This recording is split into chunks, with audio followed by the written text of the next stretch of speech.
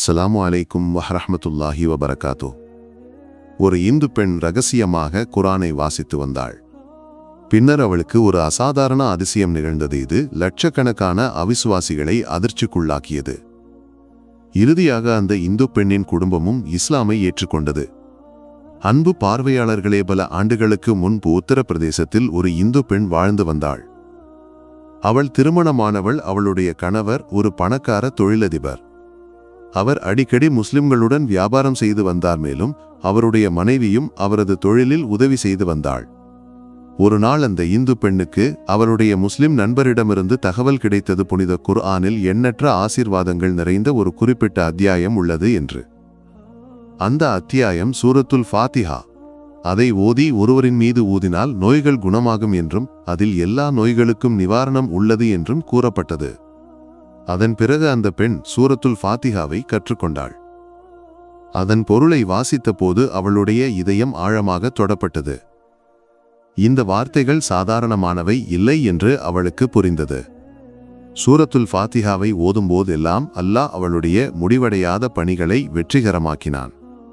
மெதுவாக இந்த அத்தியாயத்தில் அசாதாரணமான மற்றும் மர்மமான ஒன்று இருப்பதாக அவளுக்கு வலுவான நம்பிக்கை ஏற்பட்டது.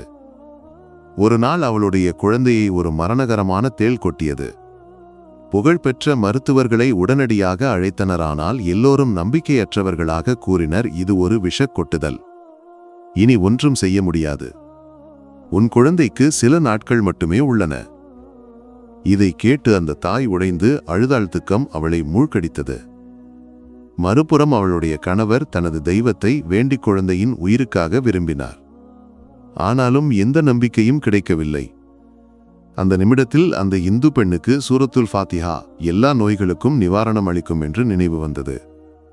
நான் என் குழந்தைக்காக சூரத்துல் ஃபாத்திஹாவை ஓதினால் அல்லாஹ் நிச்சயமாக அவனை குணப்படுத்துவான் என்று அவள் நினைத்தாள். உண்மையில் அல்லாஹ் அவளை இஸ்லாமுக்கு வழிநடத்தவும் அவளுடைய நம்பிக்கையை வலுப்படுத்தவும் விரும்பிய நிமிடமாக அது இருந்தது. அவள் சூரத்துல் ஃபாத்திஹாவை ஓதிக்கொட்டப்பட்ட இடத்தில் ஊதினாள். ஆச்சரியமாக நிமிடங்களுக்குள் குழந்தை எழுந்து உட்கார்ந்து ஒருபோதும் நோயாளியாக இருக்கவில்லை என்றவாறு இருந்தது. பின்னர் அவள் சூரத்துல் ஃபாத்திஹாவை தண்ணீரின் மீது ஊதி அந்த தண்ணீரை குழந்தைக்கு குடிக்க கொடுத்தாள். அவன் குடித்த உடனே முழுமையாக குணமடைந்து எதுவும் நடக்காதது போல் மகிழ்ச்சியாக ஓடினான். இதற்கிடையில் அவளுடைய கணவர் தனது வழிபாட்டை கைவிட்டு கோபத்துடன் மனைவியிடம் கேட்டார். ஒரு மருத்துவரோ குணப்படுத்துபவரோ குழந்தையை காப்பாற்ற முடியவில்லை. பின்னர் நீ எப்படி அதை செய்தாய்? எந்த மந்திரத்தை ஓதினாய்? மனைவி அமைதியாக பதிலளித்தாள், இது மந்திரம் இல்லை. ஓதி ஊதும்போது அல்லாஹ்வின் விருப்பத்தால் நிவாரணம் அளிக்கும் ஒரு அத்தியாயம் உள்ளது. அந்த அத்தியாயம் என் இதயத்தில் உள்ளது. நான் அதை என் குழந்தையின் மீது ஓதி ஊதினேன். பின்னர் தண்ணீரின் மீது ஓதி குடிக்க கொடுத்தேன். அப்படித்தான் அவன் குணமடைந்தான். ஆனால் மகிழ்ச்சி அடைவதற்கு பதிலாக கணவருக்கு மேலும் கோபம் வந்தது. அவர் குற்றம் சாட்டினார், நீ இப்போது மந்திரவாதம் ஆரம்பித்து விட்டாயா? என் குழந்தையின் மீது ஏதோ மந்திரம் செய்தாயா? அழுது கொண்டே மனைவி பதிலளித்தாள், நமது குழந்தை உயிருடன் உள்ளான், இல்லையெனில் நாம் அவனை என்றென்றும் இழந்திருப்போம். இருப்பினும் கணவர் அவளை நம்பவில்லை. மாறாக அவர் அவளை துஷ்பிரயோகம் செய்ய காரணங்களை கண்டறிந்தார். அவருக்கு இஸ்லாமின் மீது ஆழமான வெறுப்பு இருந்தது. முஸ்லிம்களுடன் தொடர்புடைய எதையும் தாங்க முடியவில்லை. எனவே மனைவி முஸ்லிம்களுடன் தொடர்புடைய வகையில் நடந்து கொள்ள ஆரம்பித்த போது அவருக்கு அவள் மீதும் வெறுப்பு ஏற்பட்டது. அன்று முதல் கணவர் அவளை தொடர்ந்து அவமதித்தார், பலமுறை அடித்தார். நீ மீண்டும் அந்த சூறாவை ஓதுவதை நான் கேட்டால் உன்னை துண்டு துண்டாக வெட்டுவேன், உன்னை இனி என்னால் தாங்க முடியாது என்று அவர் கோபத்துடன் கத்தினார்.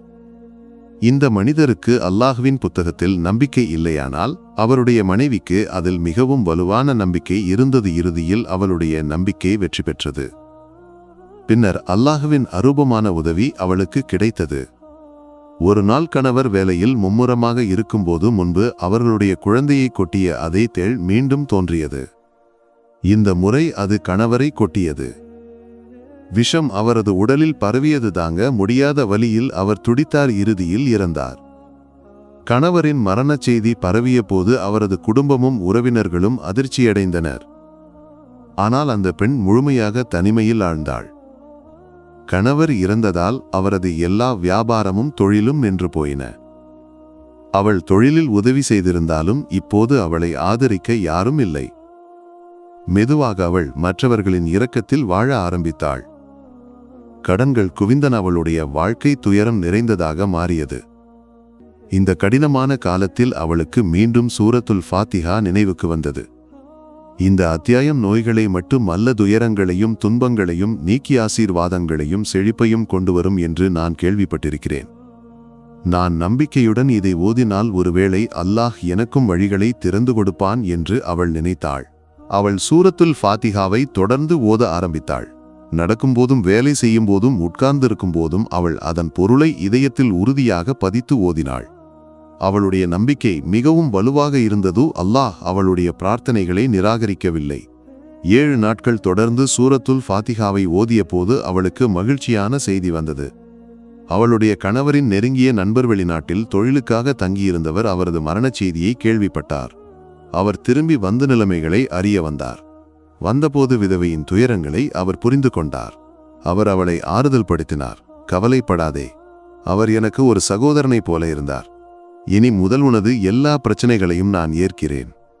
பின்னர் அவர் தொழிலின் பொறுப்பை ஏற்றுக்கொண்டார். உடனடியாக எல்லாம் இயல்பு நிலைக்கு திரும்பியது. ஒரு நாள் அந்த நண்பர் அவள் சூரத்துல் ஃபாத்திஹாவை ஓதுவதை கேட்டார். ஆர்வத்துடன் அவர் கேட்டார், நீ என்ன ஓதுகிறாய்? இது ஏதாவது மந்திரமா? இதற்கு ஏதாவது பயனுள்ளதா? எனக்கும் கற்றுக்கொடு. அவள் பதிலளித்தாள், இது மந்திரமில்லை. இது முஸ்லிம்களின் புனித புத்தகத்தின் முதல் அத்தியாயம். அவர்களின் அன்புமிக்க நபிக்கு வந்தது. இதன் பெயர் சூரத்துல் ஃபாத்திஹா. நான் இதை எப்போதும் ஓதுவேன். நண்பர் கூறினார், இதில் உனக்கு இவ்வளவு வலுவான நம்பிக்கை இருந்தால் நீ ஏன் முஸ்லிமாக மாறவில்லை? ஒரு அத்தியாயத்தில் இவ்வளவு ஆசீர்வாதம் இருந்தால் முழு குர்ஆனிலும் எவ்வளவு ஆசீர்வாதங்கள் இருக்கும்? அவள் கூறினாள், நான் முஸ்லிமாக விரும்பினேனானால் என் கணவர் ஒருபோதும் அனுமதிக்கவில்லை. நண்பர் பதிலளித்தார், இப்போது உனக்கு கணவர் இல்லை. உனது வலுவான நம்பிக்கை என்னை ஆழமாக பாதித்தது. நானும் உன்னுடன் இஸ்லாமை ஏற்க விரும்புகிறேன். ஒருமித்து நாம் குர்ஆனை கற்போம். இறுதியாக இருவரும் இஸ்லாமை ஏற்றுக்கொண்டனர். பின்னர் அந்த ஆண் கூறினார், உனது அனுமதி இருந்தால் நான் உன்னை திருமணம் செய்ய விரும்புகிறேன். அவளுடைய சம்மதத்துடன் அவர்கள் திருமணமானார்கள். திருமணத்திற்கு பிறகு அவர்கள் ஒருமித்து குர்ஆனை கற்று இஸ்லாமை முழுமையாக ஏற்றுக்கொண்டனர். அல்லாஹ் அவர்களிடம் திருப்தியடைந்து அவர்களுக்கு எண்ணற்ற ஆசீர்வாதங்களை வழங்கினான். அவர்களின் குழந்தைகள் ஒருபோதும் துயரம் அனுபவிக்கவில்லை. காலப்போக்கில் அவர்களின் முழு குடும்பமும் இஸ்லாமை ஏற்றுக்கொண்டது. சுப்ஹானல்லாஹ்! எவ்வளவு அழகானது இந்த பெண்ணின் இஸ்லாமுக்கு செல்லும் பயணம்! அல்லாஹ் இஸ்லாமில் உறுதியாக நம்பிக்கை கொள்ள எல்லோருக்கும் பாக்கியம் வழங்கட்டும். ஆமீன். அஸ்ஸலாமு அலைக்கும் வரஹ்மத்துல்லாஹி வபரகாத்துஹு.